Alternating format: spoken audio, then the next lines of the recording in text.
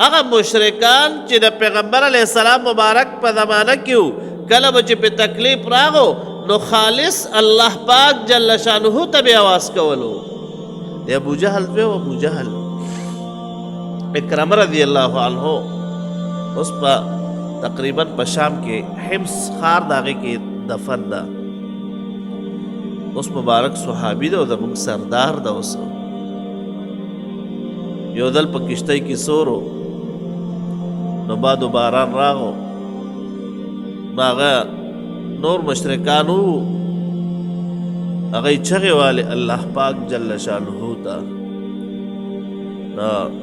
اکرم رضی الله عنه مبارک دغه وخت لا مسلمان لو ورته دا تاسو چاته چغې وایي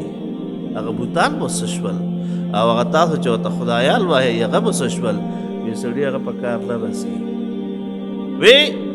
وی دې وخت کې هغه موږ له خیر نشي رسولی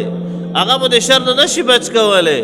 هغه ذات چې الله پاک جل شانه ده هغه موږ ته خیر را رسوي هغه مو د شر نه منې کوي قسم د کشتۍ نه چې کوشو جناب نبی کریم صلی الله علیه وسلم مبارک لراغو او کلمه شهادت دی ویلې اشهد الله اله الا الله واشهد ان محمد رسول الله دا یو مسلمان شو ویخه چې دومره تکلیف کې ما نشي بچ کولی نو داسې دی ورته د سله کومه او دا ملتونه ورته زه له سله کومه او دا دومره تکلیف به له سله برداشت کومه لهذا هغه هر څه په دی باندې وغورځول او راغو ایمان یې راوړو مبارک صحابي تېله جوړ شو او نن زمانې کې مسلمان تاسو خو یې ماله مشران دي کټوۍ مو چې پخوا پخه شوه که نه او تلیده و خوټکیده و نو څه به وې تاسو دې مشرانو دا به وي که نه قسم د دا شرکیات دي علامه صفدر صاحب رحمه الله لیکي شرک نور څه وي غیر الله نه غیر د الله پاک جل شانه نه غیر چې د چا نه امداد غواړي خو دې ته شرک یې که نه تاسو دې مشرانو به څه وي کټوۍ به خوټکیده و راورسي هلکه پیر بابا لوی سړی ده لوی شخصیت ده موږ سردار ده خو دا ما او تا ته ګورې شریعت نه دي ښودلي چې تا هغه ته اواز وکړه